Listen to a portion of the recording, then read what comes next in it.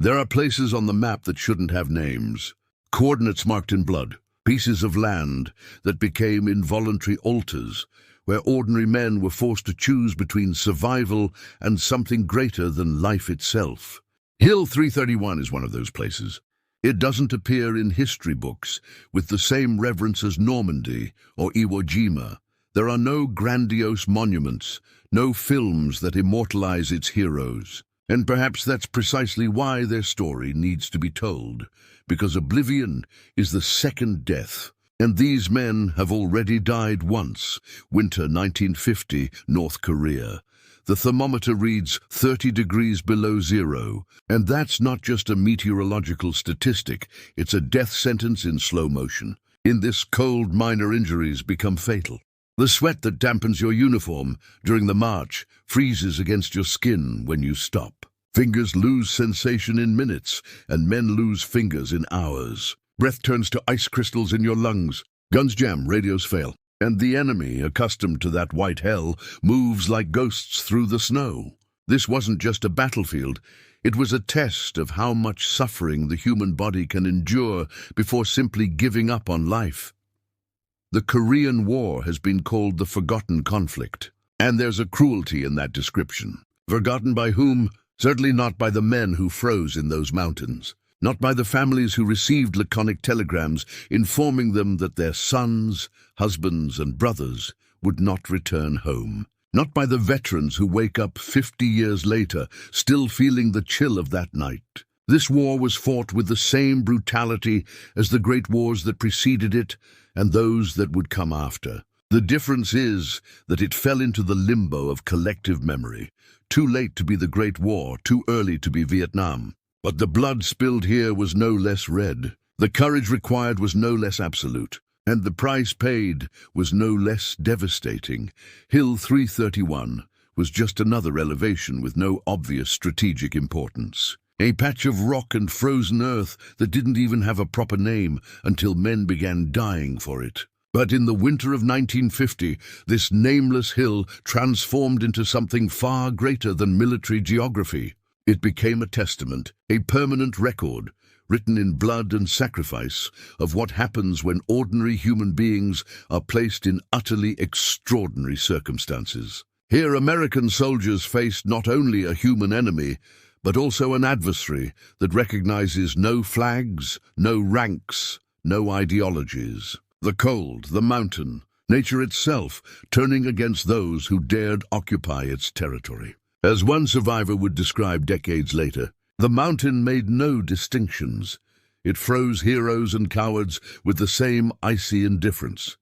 Stephen Ambrose, in documenting the experiences of the men of Easy Company during World War II, captured a fundamental truth about combat that transcends eras and conflicts. He wrote of men who fought not for political abstractions or patriotic slogans when the bullets began to fly. In the heat of battle, when every second could be their last, when fear becomes as physical as pain, men fight for the comrade at their side. They fight because they cannot bear the thought of letting down the one who shares the same trench, the same terror, the same microscopic chance to see the dawn. On Hill 331, this truth revealed itself with brutal clarity. It wasn't ideologies that kept men in their positions when every fiber of their being begged to flee. It was the sergeant 3 meters to the left. It was the private sharing his last ration. It was the medic operating with frozen fingers. It was the silent, unbreakable promise,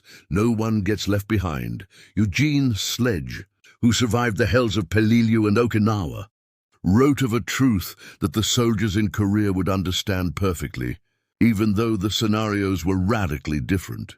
Sledge faced the suffocating heat of the Pacific, the humidity that rotted raw flesh, the sweat that never dried, the heat that turned metal helmets into portable ovens. The men on Hill 331 faced the polar opposite. The cold that cracked the skin, the snow that blinded, the ice that turned every movement into agony. But Sledge understood something that every combat veteran eventually discovers. The real enemy is not the one wearing a different uniform. The real enemy lives within you. It's the fear that paralyzes. It's the desperation that whispers to you to surrender. It's the part of your mind that constantly calculates your chances of survival and concludes with cold mathematical logic that you probably won't see the next day, or tests how far a man's humanity can be bent, stretched, and deformed before it finally breaks. And some men break, but many, surprisingly miraculously, many don't, and no one knows why. So we come to the question that has haunted philosophers, historians, and veterans themselves for generations. What happens when ordinary men, not super soldiers, not comic book heroes, just men with families and perfectly normal dreams and fears, are placed in circumstances that defy all human understanding? What happens when every choice is impossible, when there is no good option, only degrees of sacrifice? Hill 331 forces us to confront these questions. Here men revealed both the best and the darkest of the human soul. There were acts of courage so pure they seem to have been plucked from ancient myths. There were also moments of terror so absolute that trained and disciplined men found themselves paralyzed, unable to move a muscle as comrades died meters away. There were split-second decisions that saved dozens of lives. And there were split-second decisions that condemned men to death, and those who made those choices carried the weight of them to the grave. This is the story of Hill 331.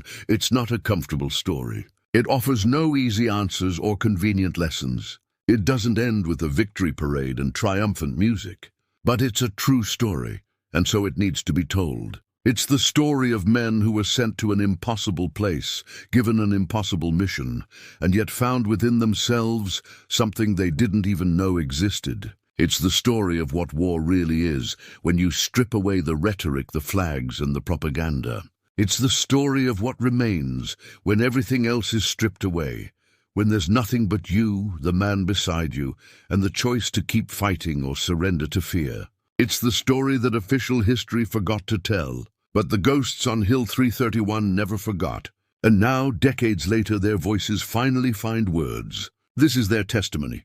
This is the frozen altar where they sacrificed everything. And this is the debt we can never fully repay, only to honor, remember, and ensure their names are not erased by time and oblivion. The wind still blows on that hill.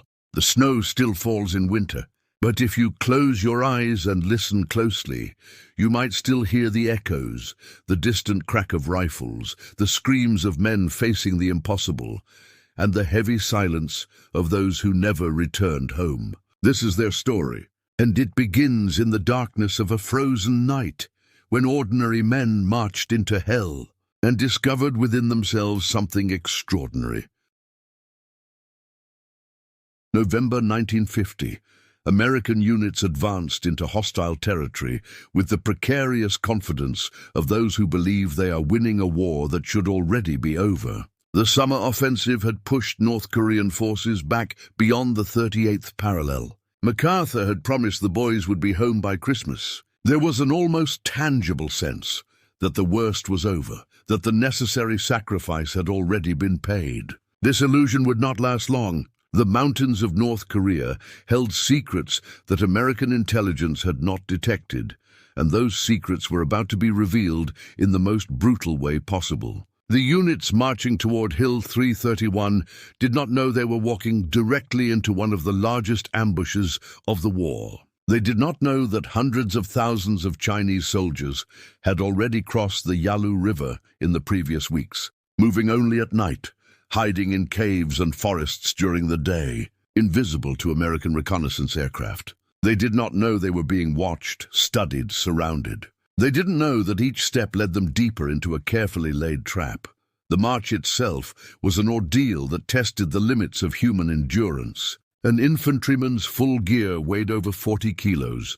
Rifle, ammunition, grenade, shovel, medical kit, rations, canteen, sleeping bag. Add to that the layers of uniform required to survive the extreme cold, and you have men carrying weights that turned every kilometer into a battle against gravity itself. The mountainous terrain offered no mercy.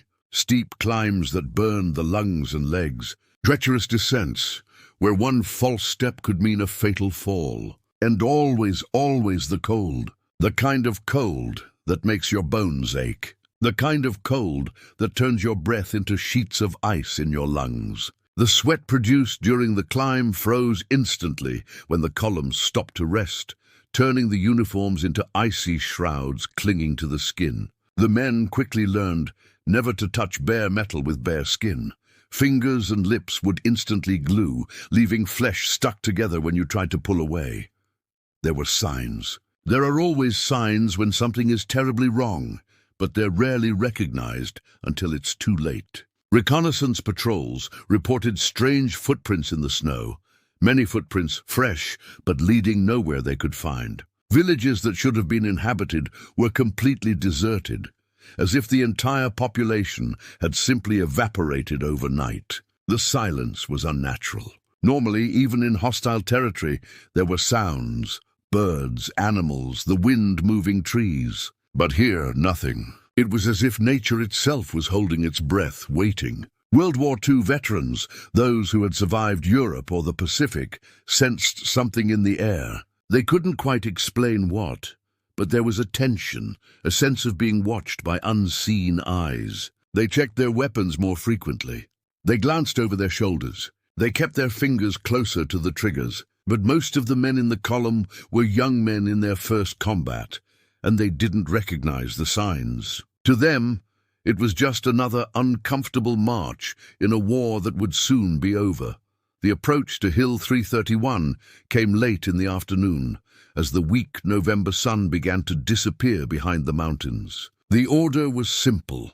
Establish defensive positions at the top of the hill, set up a perimeter, spend the night, and continue the advance in the morning. It was a routine mission, at least on paper. The column stretched for nearly a kilometer. Platoons separated by distances that seemed safe in tactical planning, but in reality left them vulnerable and isolated. The climb began with the usual fatigue. Men cursed the weight of their equipment. Sergeants shouted to maintain formation, the rhythmic thud of boots on packed snow. No one said much. Energy was conserved. Every breath was labored at this altitude and in this cold. As darkness fell, flashlights were forbidden. Any light could attract enemy fire. So they climbed in near complete darkness, each man following the vague silhouette of the man in front of him, stumbling over stones hidden by the snow, slipping on invisible ice.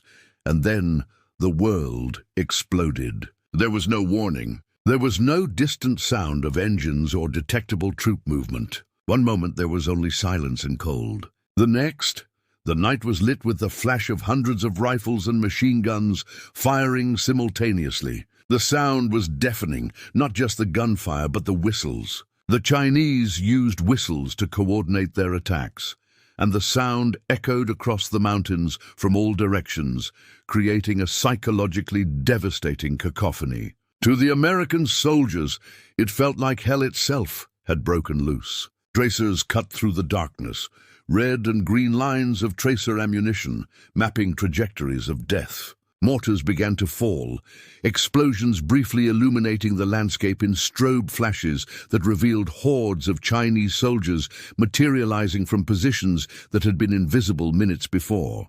They had been there all along, buried in the snow, hidden in covered holes, waiting with a patience that bordered on the supernatural. And now, finally, the trap had been sprung.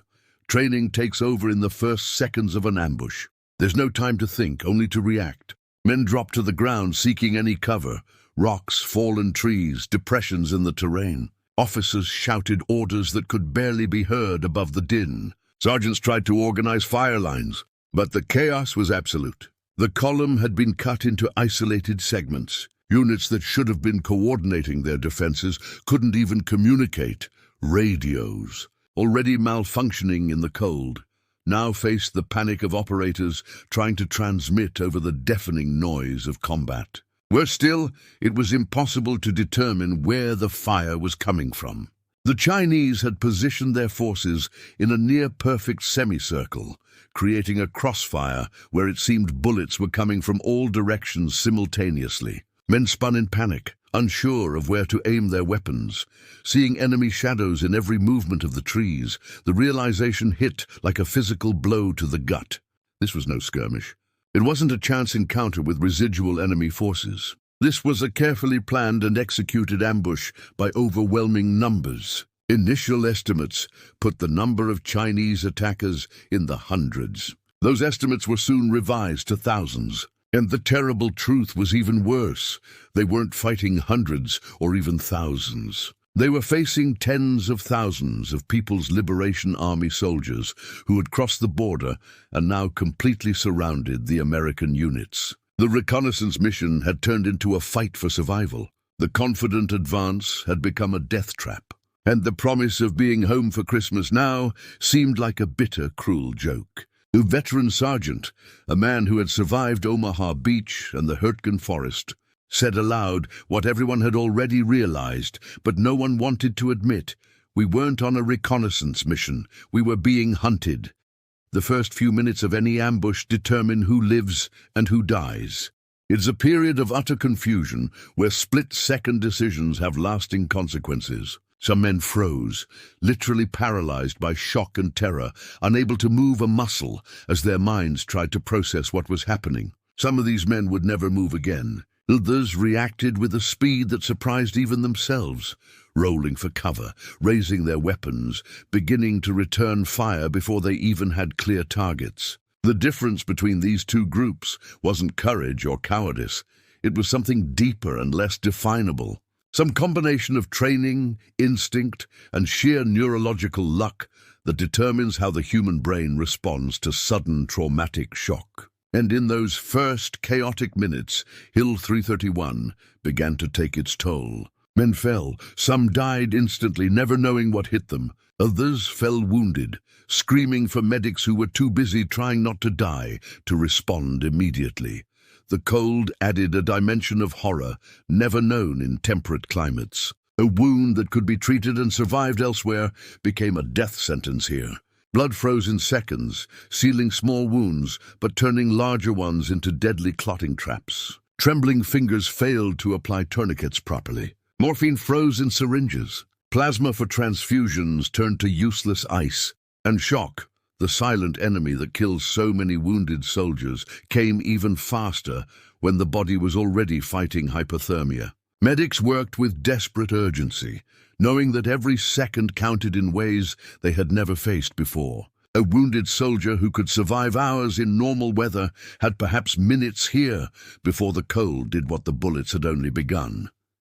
And then came the impossible choice. The decision commanders pray they never have to make, but that war eventually forces upon all who lead men in combat. The position was untenable. The enemy numbers were overwhelming. To remain meant annihilation, but to retreat meant abandoning the wounded who could not walk. It meant leaving behind men still alive, still conscious, knowing exactly what was being done and why. Military doctrine is clear. You do not abandon your wounded. It is a fundamental principle, perhaps the most fundamental of all. It is the unwritten pact that allows men to find the courage to go into combat, the promise that if they fall, their brothers will carry them back. But military doctrine is also clear about something else. A commander must preserve his unit as an effective fighting force. He must make decisions that save the majority, even when it means sacrificing a few. And on Hill 331, these two doctrines came into direct conflict. The moment of choice did not last long. There was no time for philosophical debates or prolonged ethical considerations. There was only the brutal reality of being under intense fire, surrounded with limited ammunition, and men falling by the minute. Holding out on lost ground was both glorious and suicidal. Retreating and abandoning the wounded was pragmatic and unthinkable. There was no good choice. There was no decision that wouldn't cost lives. There was no path that didn't lead straight through hell. And it was at that moment, when all seemed lost, when the choice was between different forms of defeat, that something extraordinary began to happen. Something that military manuals can't teach and that no amount of training can guarantee. The men on Hill 331 began to discover within themselves a reserve of courage they hadn't known they possessed. Not the courage that comes from ignorance of danger, they understood it perfectly. Not the courage that comes from anger or hatred, Most of them had barely thought of the Chinese as real human beings until that night. But the courage that comes from something much deeper and more powerful. The courage that comes from looking at the man beside you and knowing with absolute certainty that you would die before abandoning him. This was the true battle that began on Hill 331, not just against an external enemy, but against fear, against the survival instinct, against the most primitive part of the brain that screams for flight when faced with certain death. And as the night deepened and the cold intensified and the bullets continued to fly, ordinary men began to make extraordinary decisions that would define not just that battle, but the rest of their lives. When Lieutenant Bradley fell with a bullet in the chest, no one had to give orders about who would take command. Sergeant James McKinney simply did. Not because he wanted to, not because he felt ready, but because someone had to, and he was next in line. McKinney was 28 and looked 50. He had served in the final months of World War II, arriving in Europe too late to see the heavy fighting, but early enough to see the concentration camps. That had changed something in him. After the war, he returned home, tried civilian life, and discovered he couldn't sleep in a soft bed, couldn't tolerate small talk about the weather and the price of gas. When the Korean War began, he re-enlisted without telling his family. Now, kneeling in the bloody snow beside the dying lieutenant, McKinney briefly wondered if he had made the biggest mistake of his life. But there was no time for regrets. There were men waiting for orders. There were positions that needed to be established. There was a battle that needed to be fought, even if it was already lost. Among the men under McKinney's command was Private David Chen, 19, a second-generation immigrant whose family had fled China during the Civil War. Now he was shooting at Chinese soldiers in Korea, and the irony of it was not lost on him. Chen had enlisted for reasons that seemed clear at the time, to prove his American loyalty, to escape the family laundry, to see the world. The world he was seeing now consisted mostly of blood-stained snow and the flash of mortars. But when the soldier beside him, an Iowa farm boy named Patterson, was shot in the leg and began screaming, Chen didn't think about ideologies or national loyalties. He thought only that Patterson had shared his last cigarette with him 2 hours earlier. He thought that Patterson had shown him pictures of a blonde girlfriend in Des Moines. He thought that Patterson was his friend, and friends don't leave friends bleeding in the snow. Chen dropped his rifle, grabbed Patterson by the shoulders, and began dragging him behind a rocky outcrop, ignoring the fire that sliced the air around him, ignoring his own fear that screamed at him to hide. Medic Thomas Harper was 22 years old and sincerely believed that God had called him to save lives, not to take them. He was a conscientious objector by religious conviction, but he had volunteered as a medic because he believed there was holy work to be done even in war. Nothing in his training or his faith had prepared him for this. The wounded arrived faster than he could treat them. Every time he finished applying a bandage, 2 more men fell.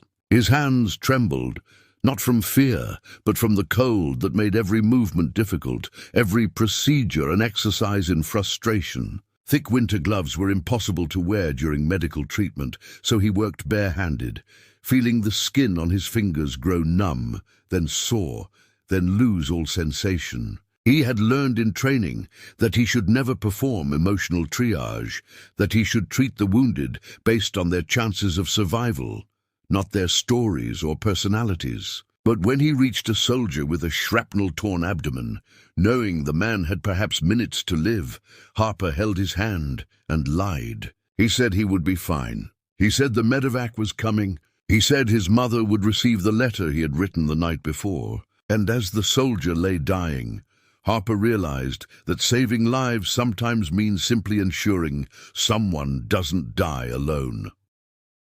The formation of improvised defenses began with a desperation that bordered on frenzy. There was no time for proper engineering, no equipment beyond what they carried. So they dug with bayonets, with helmets, with their bare hands when nothing else worked.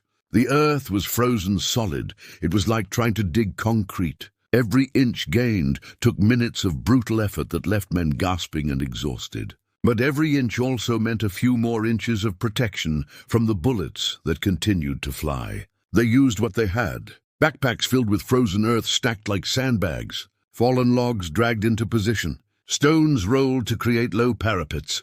And when a man fell and could not rise again, his body was moved, reverently but urgently, to reinforce the defenses. It was brutal pragmatism, born of absolute necessity. The dead no longer cared. The living still needed protection. No one liked it. Everyone understood the need. As they dug, strange moments of humanity broke through the horror. McKinney divided his last chocolate bar into 6 pieces, one for each man in his makeshift foxhole. No one was hungry. Fear and adrenaline had suppressed all normal appetites, but everyone accepted. Because the chocolate wasn't about nourishment. It was about the gesture. It was McKinney saying without words that they were in this together, that as long as he had something, they had something. A soldier named Rodriguez pulled a crumpled photo from his pocket. His wife holding a baby he'd never seen, born 2 weeks after he shipped out to Korea.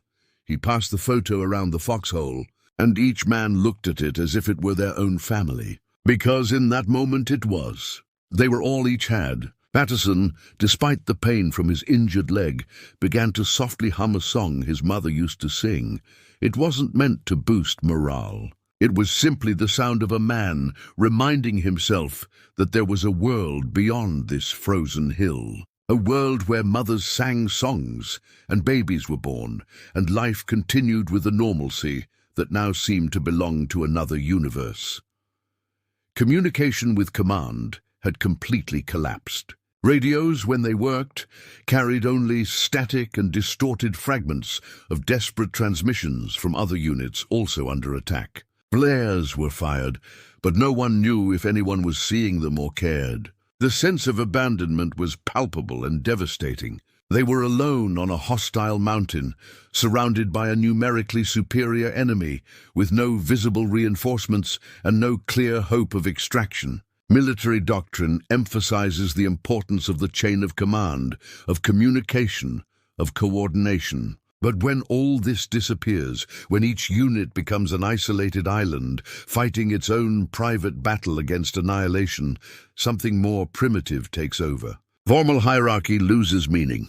Ranks become irrelevant. What matters is who can shoot straight, who keeps their head under fire, who is willing to put themselves in danger to protect others. McKinney was technically the commander, but he knew he was commanding only because the men around him chose to follow him. And that choice needed to be reaffirmed with every order. Every decision, every minute the battle continued. Patterson, through the haze of pain and the shock of his injury, said something that would become almost a mantra for the survivors. We were alone, but we had never been so united. It was paradoxical and perfectly true. Isolation from the outside world had forced them into such complete mutual dependence that the boundaries between individualities began to disappear.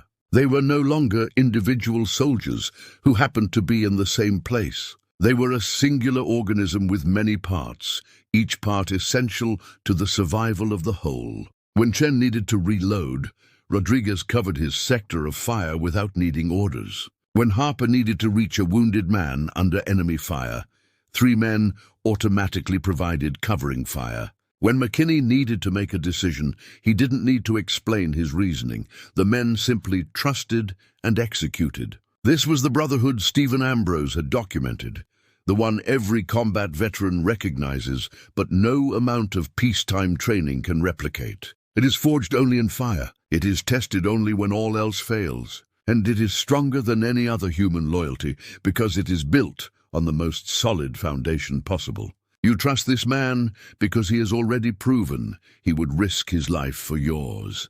The unwritten code crystallized that night into absolute principle. No one is left behind, no matter the cost, no matter the risk, no matter if it was tactically wise or strategically justifiable. If a man fell, he was recovered. If a man was wounded, he was treated. If a man was in danger, he was protected. This code frequently violated military common sense. It led men to take insane risks to rescue comrades who would likely die anyway. It led to situations where more men were wounded trying to save an already wounded one, multiplying casualties in a way that would make any tactical officer tear their hair out. But no one questioned it, because the code wasn't about mathematics. It was about something more fundamental than survival probability calculations. It was about maintaining their humanity when everything conspired to reduce them to frightened animals, interested only in self-preservation. It was about proving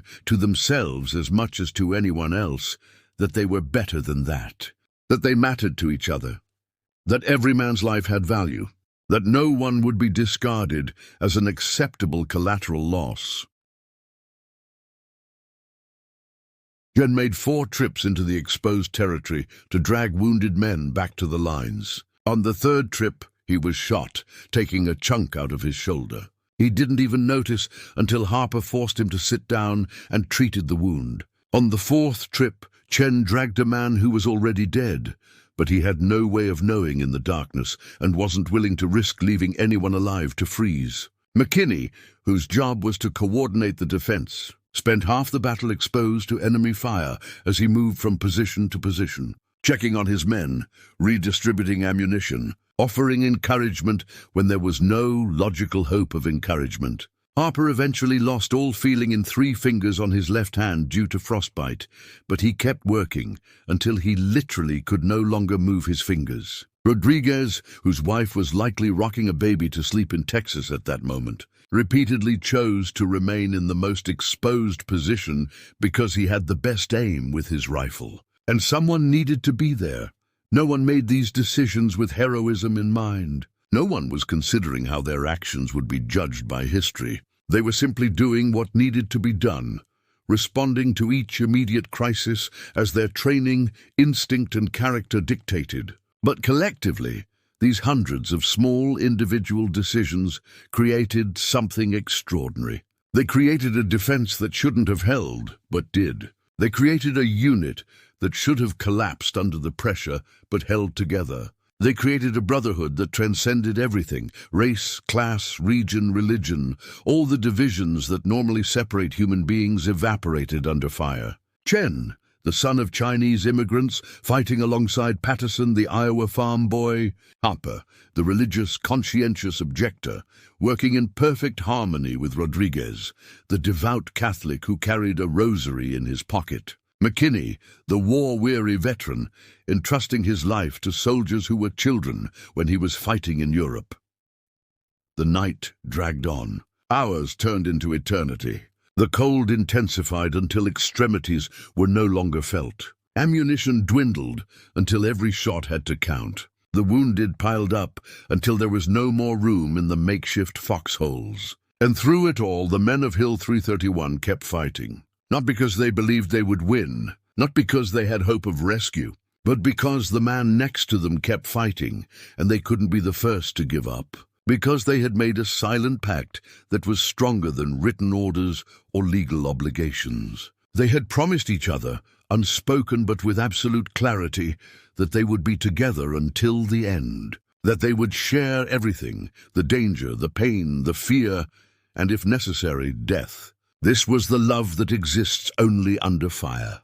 The love that needs no declaration because it is tested at every turn. The love that doesn't concern itself with feelings or emotions, but manifests itself in actions, in risking one's life, in enduring the unbearable, in refusing to abandon even when abandonment would be forgivable. This was the silent pact of Hill 331. And as the battle raged on in the frozen darkness, this pact was all that kept the line intact and the men human. At 3 a.m, after the battle had been going on for more than 6 hours, the radio crackled back to life with a momentary clarity that seemed almost miraculous. The voice on the other end was Captain Hendricks, the company commander, speaking from a position 2 miles away. He too was surrounded. He too was bleeding men, and he had orders from the battalion, orders McKinney listened to with a growing sense of nausea that had nothing to do with fear of death. The units, scattered across the mountains, were to execute a coordinated withdrawal, beginning at dawn. They were to break the encirclement and move south to more tenable defensive positions. It was the only logical move. It was tactically sound. It was strategically necessary. And it meant leaving behind any man who could not walk on his own. McKinney looked around his makeshift perimeter. He counted 12 men too wounded to march. Some were unconscious. Some were in such a state of shock they barely recognized where they were. One had both legs shattered by mortar shrapnel. Another had lost so much blood that his skin had the waxy pallor of a corpse, though his heart still beat faintly. How exactly did you explain to these men that they would be left behind? How did you look a conscious soldier in the eye and tell him the retreat would continue without him? The order didn't come as a surprise to McKinney. He had enough experience to understand the brutal mathematics of command. You have a unit under fire, surrounded, with supplies running low. You have a narrow window to break the encirclement before the position becomes completely untenable. You have wounded who cannot be moved quickly, and an enemy who will exploit any slowness in the retreat. The decision, viewed from a comfortable planning room, was obvious. You save those you can save. You accept that some will be sacrificed. You make the cold calculation that preserves the unit's combat capability to fight another day. But McKinney wasn't in a planning room. He was kneeling in the frozen snow beside men who had trusted him to lead them. Men who had followed his orders without question. Men who had risked their lives repeatedly because they believed he would not abandon them. And now he was being ordered to do just that. Abandon them. Condemn them. Transform them from wounded soldiers into calculated sacrifices. There was a protocol for this. Leave enough morphine so the wounded could stay comfortable. Leave loaded weapons in case they chose to choose their own end rather than wait for capture. Move quickly. Don't prolong goodbyes. Don't give the men time to fully process what was happening. The protocol was designed to make the unbearable marginally more tolerable, to reduce the emotional trauma for both those who stayed and those who left. McKinney hated the protocol, hated the clinical language that turned abandoning wounded men into standard operating procedure. He hated the way protocol assumed you could somehow make this acceptable, could somehow ease the consciences of those marching by, leaving morphine and bullets as peace offerings. But more than anything, McKinney hated that he understood why protocol existed. Because without it, without this cold clinical framework, commanders would simply collapse under the weight of what they were doing. The moral dilemma McKinney faced had no clean resolution. Following orders meant abandoning men under his command, violating the most fundamental principle of military leadership. It meant living with the memory of their faces, the sound of their voices, the feel of their hands clutching their uniforms, silently begging not to be left. But disobeying orders meant risking the entire unit. It meant slowing the retreat until everyone was surrounded and annihilated. It meant turning a bad situation into a complete catastrophe. It meant men who might have survived would die because McKinney couldn't accept the brutal mathematics of sacrifice. Platoon commanders aren't trained to make these kinds of decisions. There's no field manual that adequately prepares you. There's no training exercise that simulates the reality of looking into a wounded soldier's eyes and calculating whether your life is worth the risk to others. And yet, war repeatedly demands these decisions from men who have never asked for such responsibility. McKinney gathered those who could still fight. 17 men, most wounded in some way, all exhausted beyond the normal comprehension of fatigue, but still able to hold weapons and march. He explained the situation with a brutal frankness that left no room for illusions. He explained that they had orders to withdraw. He explained that the seriously wounded could not come. He explained that any man who chose to stay with the wounded had that right, but that staying would likely mean death. He expected arguments. He expected anger. He expected perhaps mutiny, men refusing to obey orders that violated everything they had been taught about leaving comrades behind. What he did not expect was silence. The men looked at each other. They looked at the wounded. They looked at McKinney. And in the silence, something extraordinary began to happen. Chen spoke first. He would stay. His voice was calm, almost casual, as if he were volunteering for the latrine rather than a death sentence. Rodriguez joined him immediately. Then Harper, the medic, whose presence was not surprising. Medics have a habit of choosing to stay with the wounded. But then Patterson, his injured leg barely able to bear weight, said he would stay too. And 3 more men volunteered before McKinney stopped them.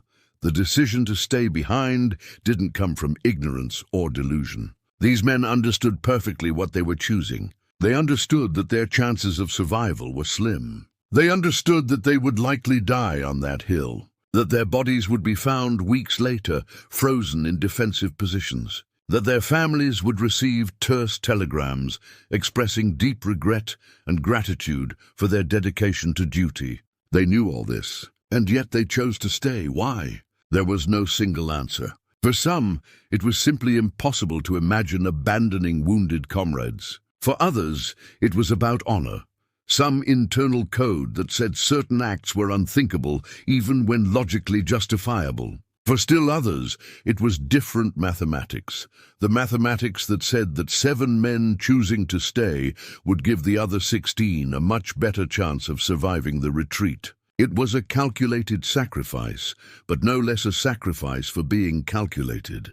McKinney should have ordered some of the volunteers to march. He should have preserved the most effective fighters for the retreat. He should have done dozens of things that tactical doctrine dictated, but he couldn't force the words out. How do you order a man to save his life when he's trying to save his soul? How do you turn voluntary courage into mandatory obedience? So McKinney did the only thing he could do. He accepted the volunteers. He thanked them. And he began planning how 7 men could hold a position long enough for 16 others to reach relative safety. The plan was simple to the point of brutality. The volunteers would hold the defensive perimeter, creating the illusion that the position was still fully manned. They would maintain enough steady fire to make the Chinese think twice about attacking. They would buy time measured not in hours, but in minutes. Every minute the volunteers held was 100 meters the others could travel.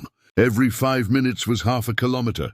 Every 15 minutes could mean the difference between the main unit being reached or escaping. The final minutes before the withdrawal were spent in preparation that seemed simultaneously critical and futile. Ammunition was redistributed, with volunteers receiving every cartridge that could be spared. Grenades were transferred.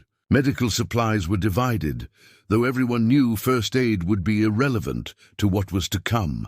Positions were adjusted to give the 7 the best possible chance of sustaining defensive fire. And letters were written. Men who perhaps had minutes to live scribbled final messages by the light of sheltered flashlights. Frozen fingers struggling to hold pens. Words coming slowly and painfully, because how do you summarize a life in a few hurried lines? How do you tell a mother that her son died well, that he was brave, that he didn't suffer, when you know she will read through the gentle lies and understand the brutal truth? Chen wrote to his parents in the careful handwriting they had taught him, switching to Chinese when the English words were inadequate for what he needed to say. He apologized for disobeying them by enlisting. He thanked them for sacrifices he now understood much better. He told them he died as an American, but that he thought of them as Chinese, and that he hoped that wasn't a contradiction. Rodriguez wrote to the wife he would never see again, and the son he would never know. He told the boy to be good to his mother. He told his wife that every day with her had been worth it all. He lied and said he wasn't afraid. Harper wrote to his parents, telling them that his faith hadn't abandoned him, that he still believed God had a purpose even in this. He wasn't sure he believed that, but they needed to believe, so he wrote the words. Patterson, whose injured leg prevented him from marching but didn't stop him from shooting, wrote to his girlfriend in Des Moines, telling her to keep going, to find someone who could be there for her, that he didn't want her to wait for a ghost. The silence after the letters were folded and handed to McKinney was heavy with everything that couldn't be said. There were no inspiring speeches. No one invoked God, country, or abstract ideals. The marching men simply shook hands with the men who remained.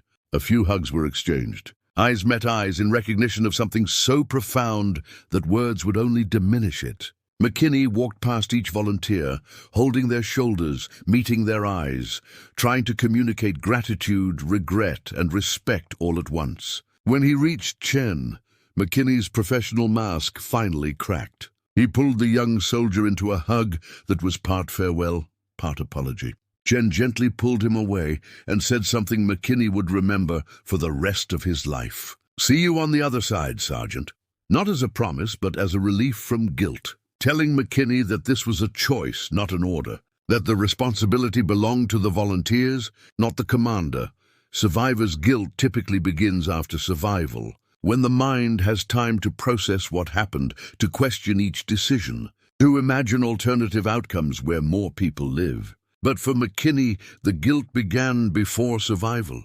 It began the moment he accepted the volunteers. It began when he did the math and agreed that 7 lives were an acceptable price for 16. It began when he looked men in the eye and let them choose death. This was the guilt that commanders carried differently than ordinary soldiers. Soldiers may wonder if they did enough, if they could have saved one more comrade. Commanders have to live with the fact that they actively chose who would live and who would die, even when the choice was made by the men themselves, even when it was the only possible decision under the circumstances.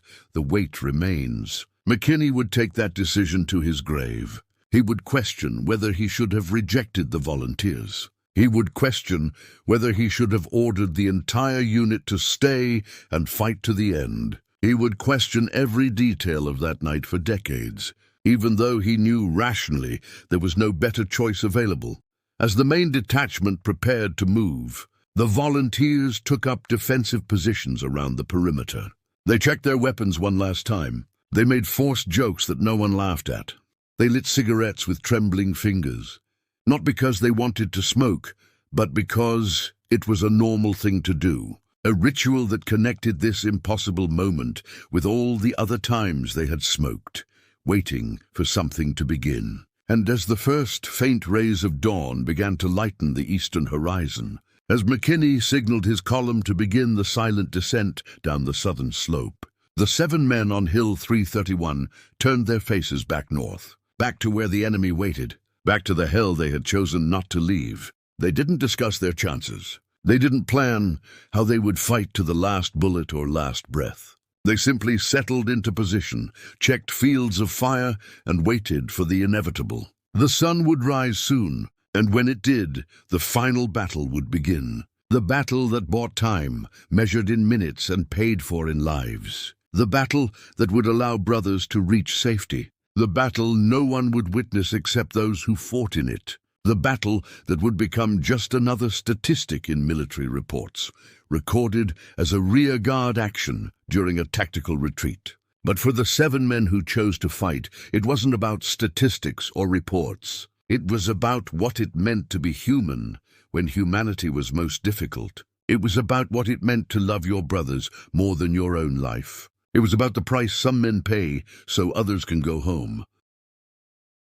The sun rose over Hill 331 with an indifference that bordered on cruelty. The sky turned from black to grey, then to a pale blue that would have been beautiful under other circumstances. The light revealed the full extent of the previous night's devastation, bodies strewn in the snow, dark stains of frozen blood, abandoned equipment half buried in the packed snow. The 7 remaining men watched the dawn in silence, each grazing with the reality that this would likely be the last sunrise they would ever see. Chen thought of how the sun rose over San Francisco, over his parents' dry cleaning business, tinting the windows gold. Rodriguez thought of Texas mornings, driving cattle to pasture when the air was still fresh and full of promise. Harper thought of Sunday services, light filtering through stained glass windows, the sound of hymns sung by voices that believed God was listening. Patterson thought of Des Moines, of waking up next to a blonde girl who loved blueberry pancakes and laughed at his bad jokes. Each man carried his own private world of memories, and each world was about to end. The first wave of the Chinese attack came in broad daylight, and it was different from the chaotic night assaults. There was organization now, coordination, the kind of discipline that comes from commanders confident in their numerical superiority. The 7 men could see them coming, hundreds of soldiers moving in tactical formations, using cover appropriately, advancing with the patience of those who know victory is inevitable. Chen positioned himself behind a rocky outcrop, his M1 Garand rifle resting on a flat rock. His wounded shoulder throbbed, but he had learned to ignore the pain. What he couldn't ignore was how stiff his fingers felt, how each movement of the rifle's butt sent waves of agony through his frozen joints. He took careful aim, waited until the first enemy soldier was less than 200 meters away, and squeezed the trigger. The rifle recoiled against his wounded shoulder, and he stifled a scream. The Chinese soldier fell. Chen worked the breech, ejected the spent cartridge, loaded another, found another target. This was the job now. Don't think, just shoot. Don't feel, just fight. Don't question, just survive another minute. Rodriguez discovered his rifle was jamming. The cold had contracted the metal in ways the manufacturer had never anticipated, creating microscopic friction that turned every action of the breech into a struggle. He pounded the rifle with the palm of his hand, trying to force the parts to cooperate. Nothing. He tried again, harder, and felt something give, hopefully the gun releasing, not breaking. The rifle fired once, then jammed again. Rodriguez swore fluently in Spanish, then in English, then back to Spanish, because some situations require vocabulary that crosses languages. He reached for his .45 caliber pistol, a weapon he had neglected during training, because who needs a pistol when you have a rifle? Now the pistol was all he had. Effective range of maybe 50 meters, against hundreds of enemy soldiers. The math was grim, but math no longer mattered. What mattered was that every bullet Rodriguez fired wasn't flying toward McKinney's men, marching south.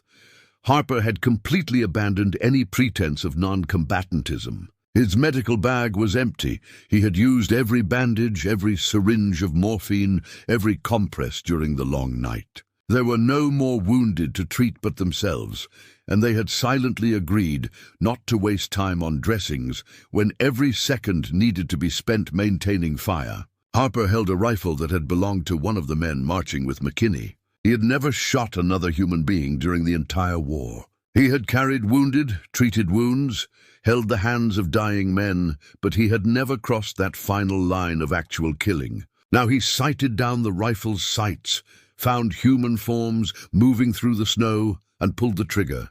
He felt the recoil. He saw men falling. He didn't feel what he expected to feel, no crushing guilt, no moral transformation. He felt only a mechanical urge to load another round, find another target, keep shooting. Maybe the horror would come later. Maybe it never would because there would be no later. Either way, Harper found he could live with it. Patterson was probably in worse physical shape than anyone. His injured leg had swollen grotesquely overnight, the inflamed tissue pressing against the makeshift bandage, until every beat of his heart sent pulses of agony through his limb. He couldn't stand without support. So he didn't. He positioned himself sitting, his back against a fallen tree, his bad leg extended in front of him, the rifle resting on the knee of his good leg. It wasn't a textbook position, but it worked. Patterson had grown up hunting pheasants and ducks on the Iowa plains. He had an eye for movement, an instinct for leading moving targets. Those skills served him well now. He shot methodically, choosing targets carefully because he couldn't waste ammunition, making every shot count because he lacked the mobility to change positions if flanked. Somewhere in his mind, the part still capable of abstract thought, Patterson wondered if his father would be proud or horrified to learn that the hunting skills they had taught him together were being used like this. The Chinese systematically probed the perimeter, searching for weak points. They quickly discovered that the defenders were too few. The volume of fire couldn't be sustained by a full-size force. But the 7 men were clever. They moved between positions, firing from one location, then running to another, creating the illusion of more defenders than there actually were. They used grenades judiciously, timing them to explode at moments that suggested multiple grenade throwers working in coordination. And they kept firing, maintaining fire steady enough to make the Chinese commanders cautious. Because even when victory is certain, commanders hesitate before ordering assaults that will cost many lives. The Chinese had learned during the long night that the Americans sold their positions dearly. Every meter of advance cost blood. So they advanced methodically, using covering fire, moving in leaps, minimizing exposure. It was professional, it was effective, and it was slow enough to buy the precious minutes the Seven had promised to buy. The weapons began to fail, not just occasionally, but systematically. The cold had done its work during the long night, seeping into every mechanism, expanding and contracting metal in ways engineers in heated factories had never properly tested. Chen's rifle jammed completely after about 40 minutes of dawn combat. He worked the breech frantically, trying to free the jammed cartridge, but the metal simply wouldn't budge. So he dropped the rifle and grabbed another from one of the motionless wounded who lay where they had fallen during the night. This rifle worked for 20 minutes before also jamming. Chen eventually went through 4 different rifles, each one failing in succession, each one set aside to grab the next available one. Rodriguez's pistol ran out of ammunition first. He searched the pockets of the dead and wounded, found 2 extra magazines, fired them, then had no choice but to return to his jammed rifle. He spent 10 precious minutes partially disassembling it, heating critical components against his own body, reassembling it with barely functioning fingers. He managed 50 more shots before the rifle gave out again. The ammunition was depleting at a rate everyone knew was unsustainable. Chen counted his remaining rounds, 23. Rodriguez had maybe 30. Harper discovered he had 2 magazines for the carbine, 15 rounds total. Patterson had more because he'd been more conservative, but he also had less mobility to reach additional ammunition. They began sharing openly, shouting across the perimeter. 3 magazines going right. Anyone got 45mm? I'm dry on grenades. The economics of survival were reduced to their most basic essence. You either had bullets or you didn't. You had ways to make the enemy keep their distance, or they'd simply walk up to you and finish you off. It was simple. It was terrible. It was the reality of the last bastion, when reinforcements aren't coming and rescue isn't possible. And then the ammunition ran out completely for some. Harper fired his last shot, ejected the empty magazine, and reached for another that wasn't there. He looked around frantically, searching for any abandoned weapon that might still have cartridges. He found a rifle 3 meters away in the open, with no cover between his position and the weapon. The Chinese soldiers were now less than 100 meters away, advancing steadily. Harper made the instant calculation soldiers make in combat: how long it would take to reach the rifle versus how long it would take the enemy to shoot him. The odds weren't good. He went anyway. He ran hunched over, low, fast, expecting at any moment to feel the impact of bullets ripping through his body. He reached the rifle, grabbed it, and spun back toward cover. Something hit him in the side, spinning him, throwing him sideways. He fell heavily, the rifle slipping from his hands. It took him a moment to realize he'd been shot. It took another moment to assess the damage. It went clean through the muscles on his side, painful but not immediately fatal. Harper picked up the rifle again, crawled back to cover, and checked the weapon. Empty. He had risked his life for a rifle without ammunition. The combat degraded from a shootout to something much more primitive. When you have no bullets left, you use what you have. Chen used his empty rifle as a club when a Chinese soldier reached his position. He struck the man with the butt, felt bone crack under the impact. The soldier fell and another took his place. Chen struck again. And again. The rifle broke.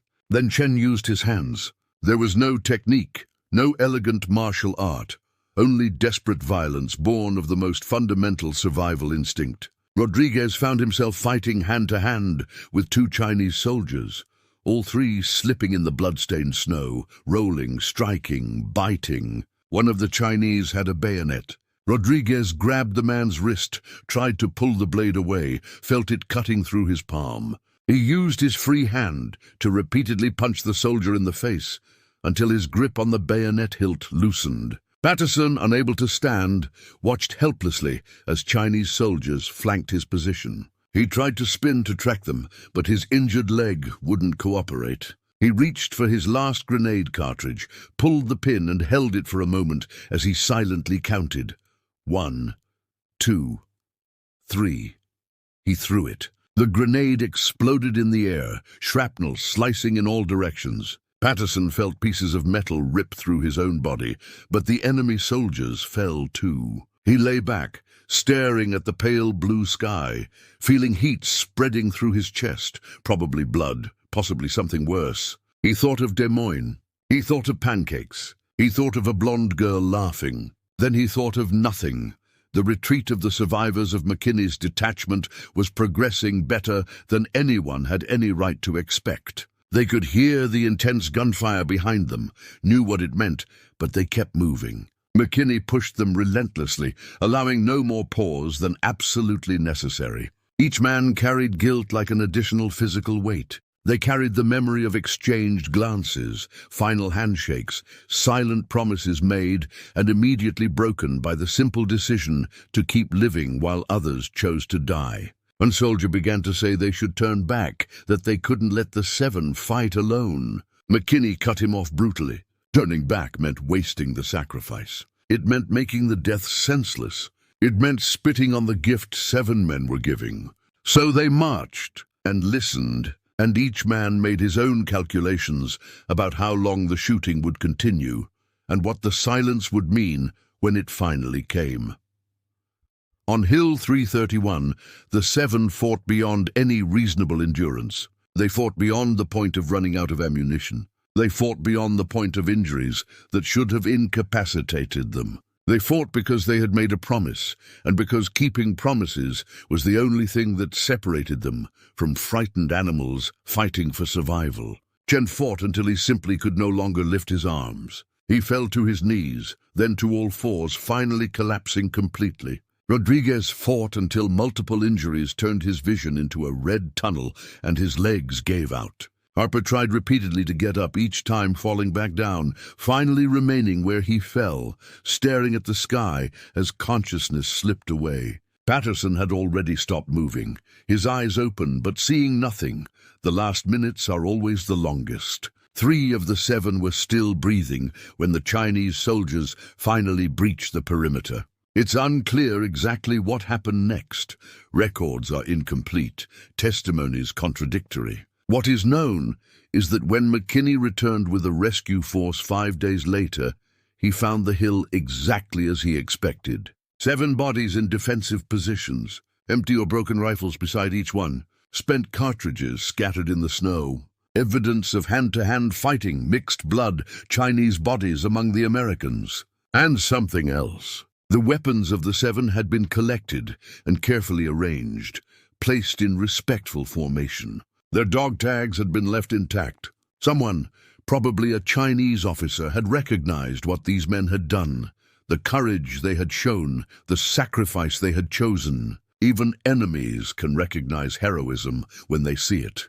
McKinney and his men buried the 7 on the very hill they had defended. There was no chaplain available, so McKinney led the service himself, speaking words he could barely force through a throat constricted by emotion. He spoke of courage. He spoke of sacrifice. He spoke of debts that could never be repaid. He didn't mention that they had bought 15 extra minutes. He didn't quantify his heroism in meters gained or lives saved. Because some acts transcend measurement, some sacrifices exist beyond calculation.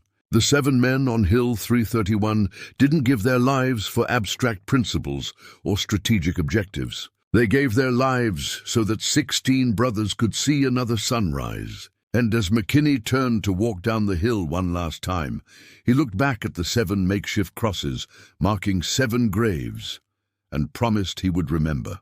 They all promised to remember. It was all they could offer, and it would never be enough. McKinney returned home in March 1952, 14 months after Hill 331. Physically, he was intact. No serious injuries, no missing limbs, no visible scars other than mild frostbite on his fingers. Medically, he was declared fit. Psychologically, He underwent a standard evaluation consisting of a few cursory questions about nightmares and violent behavior. He answered no to the right questions, yes to the right questions, and was released with a satisfactory mental health rating. No one asked about the things that really mattered. No one asked if he still saw the faces of the 7 men every time he closed his eyes. No one asked if he heard their voices in the quiet moments. No one asked if the guilt of being alive while better men were dead weighed on him like a physical burden that could never be lifted. And McKinney didn't volunteer this information because there was no adequate language for what he carried. The ship that carried him back across the Pacific was full of men like him, returning veterans, physically present but emotionally absent, eyes that had seen things that couldn't be unseen simply by closing their lids. They didn't talk much about their experiences. There was a tacit understanding that some things stayed in Korea. Some memories weren't meant to be shared with those who hadn't been there. So they sat in uncomfortable silences, smoking cigarettes, staring out at the ocean, each man trapped in his own private hell of remembrance. America in 1952 wasn't particularly interested in the Korean War. It wasn't the war of the last. Good. That honor belonged to World War II. It wasn't yet the deeply divisive war that would come with Vietnam. It was just a confusing, distant conflict that most people didn't fully understand and preferred not to think much about. So when McKinney stepped off the bus in his Missouri hometown, there was no parade. There was no band playing. There were no appreciative crowds. His father picked him up at the bus station, shook his hand stiffly, and commented that he looked thin. His mother cried and hugged him and asked if he'd eaten well. No one asked about the actual war. No one asked about what he'd done or seen or survived. And McKinney was grateful for this at first. Grateful not to have to find words for the indescribable. But the gratitude eventually turned into something darker, a sense of disconnect, a growing understanding that there was an unbridgeable gap between his experience and the understanding of anyone who hadn't shared it. His family wanted him to return to normal, to resume his life, as if the last 2 years had been only a temporary interruption. They got him a job at the local sawmill. They arranged meetings with suitable local young women. They talked about his future in terms of marriage, a house, children. And McKinney tried. He woke at 5 in the morning, went to the mill, operated machinery, ate lunch with other workers who complained about things that seemed so trivial he wanted to scream. He went on dates with girls who laughed too loudly and talked about parties and movies and town gossip. He sat at Sunday dinners with his extended family, where everyone carefully avoided mentioning the war because it made McKinney quiet and distant. The nightmares began about a month after his return. Always the same basic scene with endless variations. He was back on Hill 331. He was making the decision again. He was accepting the volunteers again. But in the dreams, unlike in reality, he had choices he hadn't had. And in each variation he made the wrong choice. Everyone died. Or he would wake up at the exact moment Chen said, "See you on the other side." And the weight of that broken promise was so crushing that McKinney would lie in the darkness for hours, unable to go back to sleep. His mother would hear him pacing the house at 3 in the morning. She would find him sitting on the porch, smoking cigarettes even in the winter cold. She would ask if he was okay. He always said yes. She always knew he was lying, but didn't know how to force the truth out of him. Triggers came without warning and from unexpected sources. 4th of July fireworks instantly sent McKinney back to the sound of exploding mortars. He found himself crouched behind parked cars, heart racing, hands shaking, rationally knowing he was in Missouri, but viscerally convinced he was under fire. Doors slamming made him jump. The screams of children playing made his hands form fists. And worst of all were the moments of silence. When conversations stopped and there was a still void, he heard voices. Chen laughing at something Rodriguez had said. Harper reading aloud from a battered Bible. Patterson describing his father's farm. These voices were more real than the people around him. These memories were more vivid than the present. And there was no medication for it, no therapy, no official recognition that invisible wounds were as real as visible wounds. The inability to explain was perhaps the most isolating part. People occasionally asked about the war, usually in vague, polite terms. What was it like? Did you see a lot of combat? It must have been difficult. And McKinney didn't even know where to begin. How do you explain what it's like to hold a dying man's hand when his final words are to a mother who will never read the letter he wrote? How do you explain the decision to accept volunteers for a suicide mission? How do you explain the sound someone makes when a bullet rips through their lung? Or the smell of burning flesh after a mortar blast? Or the taste of guilt that permeates every moment of happiness because you're alive to feel happiness and 7 men aren't? There were no words, so McKinney stopped trying. He answered questions with polite evasions. It was challenging. Yes, there was combat. I'm glad to be home.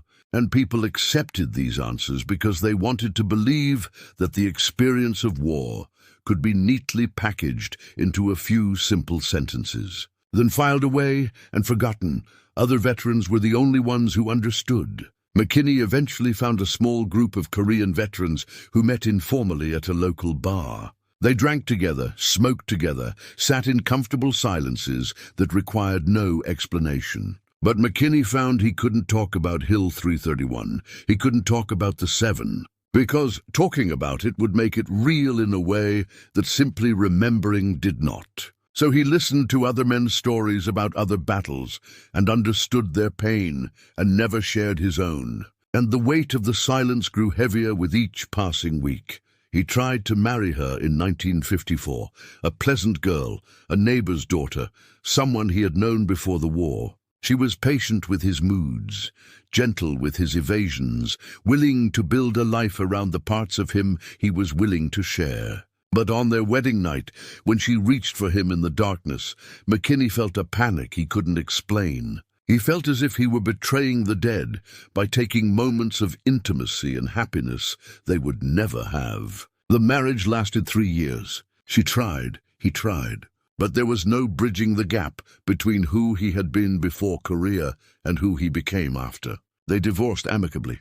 She remarried within a year. McKinney never did. Decades passed. The Korean War officially ended in 1953. Veterans grew older, found careers, built lives around the broken parts within them. McKinney fell somewhere in the middle. He worked, he paid bills, he existed. But he never stopped carrying Hill 331. He never stopped seeing the faces. He never stopped hearing the voices. And he never, not for a day, stopped questioning whether he had made the right choice that frozen morning when he accepted 7 volunteers. In 1985, 35 years after the battle, McKinney received a letter from a veterans organization planning a trip back to Korea. He immediately threw the letter in the trash. The thought of returning was unbearable, but the letter lingered in his mind, nagging at him like a wound that never properly healed. Finally, in 1987, he went, not with an organized group, but alone. He flew to Seoul, hired a translator, and made the arduous trek back to the northern mountains. The landscape had changed dramatically, but the mountains were the same, and when he finally reached Hill 331, he recognized it immediately. The graves were gone. Bodies had been exhumed and repatriated years before, but McKinney knew exactly where each man had fallen. He walked to each site. He spoke to each one. He told Chen that his parents had received his letter. He told Rodriguez that his son had become a doctor. He told Harper that his faith had not been in vain. He lied to some of them. The truths were too painful, but McKinney gave the dead the stories they would have wanted to hear, the versions where their sacrifices had meant something. He sat on the hilltop as the sun set, and for the first time in 37 years, McKinney wept. Not silently, deeply, violently, devastatingly. Decades of guilt and pain and suppressed memories finally finding release. He wept for the 7 who remained. He wept for the 16 who marched. He wept for the young man he had been before the war and the broken man he had become afterward. And when there were no more tears, McKinney felt something he hadn't felt since that frozen morning. Not peace, there would never be peace, but perhaps acceptance. perhaps understanding that he had done what he could with impossible choices in impossible circumstances, that the seven had chosen freely, that carrying guilt was a way of honoring them, but that they would have wanted him to live, truly live, not just exist. McKinney returned home a different man. Not healed, wounds like these never heal completely, but perhaps beginning to heal. He began to talk about Hill 331. Not easily, not without pain. But he began. He gave interviews to historians. He spoke at schools. He joined veterans organizations and finally told his story. And he found that talking helped. It didn't erase memories. It didn't remove guilt, but it transformed the burden from private to shared. The seven men of Hill 331 were no longer just in his mind. They were in historical records, in books, in lectures. Their names were spoken aloud. Their sacrifices were recognized. And maybe that was what McKinney had needed all along, not to forget, but to make sure no one else forgot either. Hill 331 will never appear on the list of history's great decisive battles. It didn't change the course of the Korean War. It didn't result in significant strategic territory being captured or defended. On modern maps, it's just an unmarked elevation, one of hundreds of similar hills that dot the Korean landscape. But for the men who fought there, for the families who lost sons and husbands and brothers there, for the veterans who carried that frozen night for the rest of their lives, Hill 331 was something far more profound than map coordinates. It was a testament. It was proof. It was a permanent record, written in blood and sacrifice, of what human beings are capable of when faced with the impossible. It wasn't about victory in the traditional sense. It was about men discovering within themselves reserves of courage and compassion and loyalty they didn't know they possessed until they were tested by fire.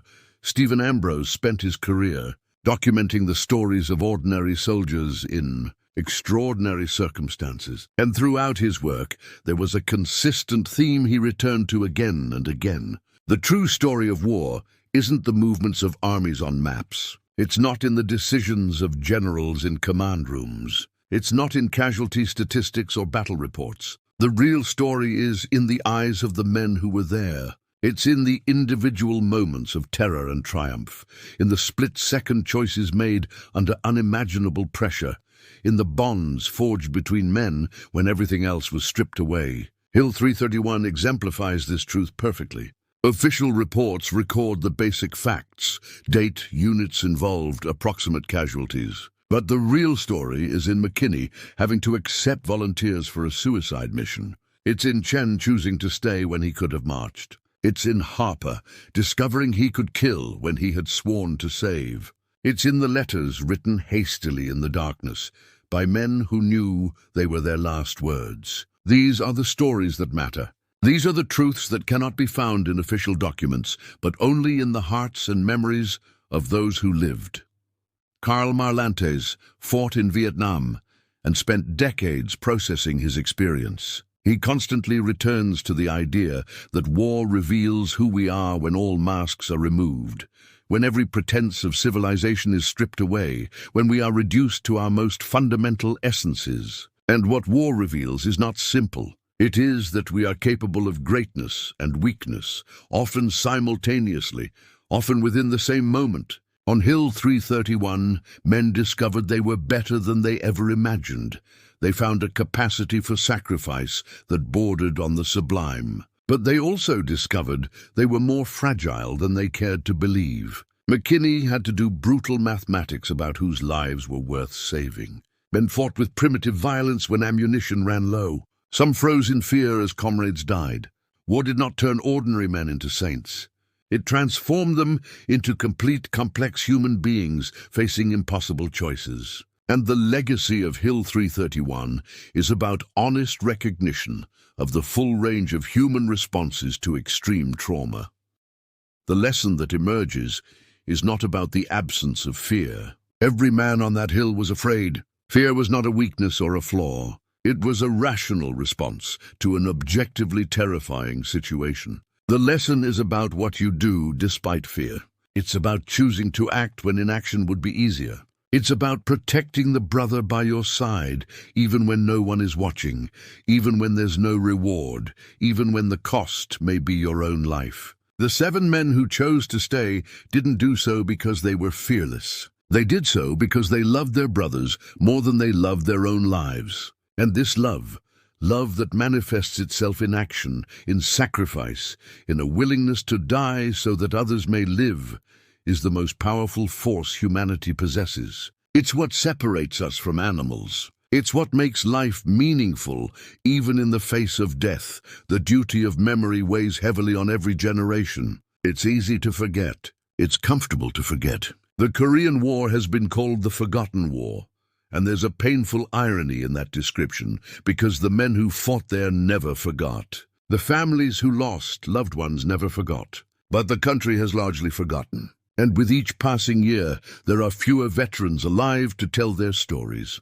So it becomes the responsibility of those who know the stories to ensure they are told, to ensure names are spoken aloud, to ensure sacrifices are recognized. Because when we stop remembering, when we allow these men to quietly disappear into history, we kill them a second time. Honoring those who froze on that hill is ensuring that their sacrifice is never reduced to a historical footnote. It's keeping alive not only their memories, but the lessons their lives and deaths taught us. Freedom is not a guaranteed right. It is not a natural endowment that simply exists without effort or cost. It's a gift wrapped in the blood of men and women who chose to pay the price so others wouldn't have to. The men who froze on Hill 331 didn't die for abstractions. They didn't die for flags or slogans. They died for specific men with names and faces. They died so McKinney could return to Missouri, so another soldier could see his son born, so 16 men could have the chance to grow old, to marry, to build lives, to die in their own beds surrounded by family instead of frozen on a foreign mountain. 7 for 16, their deaths for our lives. And the real question isn't whether it was worth it. The real question is what we do with the gift we were given. How we honor sacrifice, not just by remembering, but by living in ways that make deaths meaningful. McKinney died in 2003 at the age of 80. He lived a long life measured in years, but a short life measured in joy. He never completely stopped carrying Hill 331. But in his final years, after his return to Korea, after finally beginning to tell his story, he found something resembling peace. Not complete peace, that was never possible, but acceptance. At his funeral, veterans came from all over the country. Families of some of the 7 came too, and at the ceremony, someone read names: Chen, Rodriguez, Harper, Patterson, and the other 3 whose stories we haven't told, but whose sacrifices were just as real. Each name was spoken clearly, resonating through the silent cemetery. And in the speaking of these names, in the memory of these men, something eternal was preserved. In Korea, on a hill nameless to most, ordinary men did the extraordinary, not because they were super soldiers or mythical heroes, but because they were human in the deepest sense of the word. Because they chose to love in circumstances that fostered hatred. Because they chose to sacrifice in a situation that fostered selfishness. Because they chose to stay when everyone would have understood if they had fled. And when the cold finally subsided, when spring arrived in the Korean mountains and the snow melted, what remained was not just reclaimed land. What remained was eternal proof that the human soul can shine even in the deepest darkness. That kindness exists even in war. That love is possible even under fire. That sacrifice has meaning. That heroism is real. The flame lit on Hill 331 on that frozen November night in 1950 has never been extinguished. It still burns in the memories of aging veterans. It burns in the stories passed down through families. It burns in the hearts of those who hear and understand that freedom was bought with the blood of strangers who became brothers under fire. The wind still blows over that hill. The snow still falls in winter. The mountains remain indifferent. But for those who know the story, that hill will never be just another piece of land.